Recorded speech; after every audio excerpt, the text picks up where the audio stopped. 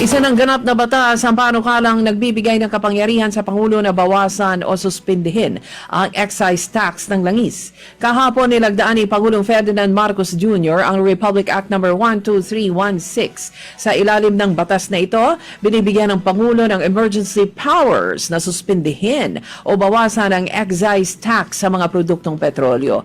Pero batay ito sa magiging rekomendasyon ng Development Budget Coordination Committee ng Department of Energy. Maaring gamitin ang kapangyarihang ito kapag umabot o lumagpas na sa $80 kada bariles ang presyo ng krudo sa pandaigdigang merkado sa loob ng isang buwan. Ito ay bilang pagtutuwid kung lumagpas na sa $80 million kada bariles ang presyo ng krudo.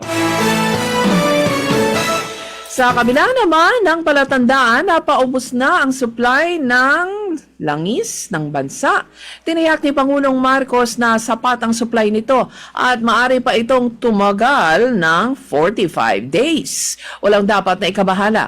Hindi dapat magpanik ang publiko, ayon pa sa Pangulo. Tiniyak din niya na handa ang pamahalaan na gumamit ng pondo para pambili ng petroleum products sakaling lumubaba ng sitwasyon sa Middle East kung saan nanggagaling ang mga produktong langis.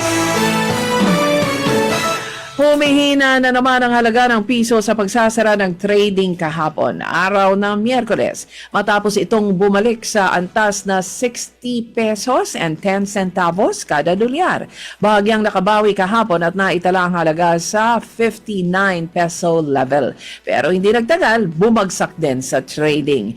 Noong nakaraang linggo, bumagsak ito sa 6 pesos and 30 centavos o bilang pagtutuwid, 60 pesos and 30 centavos ang palitan ng dolyar.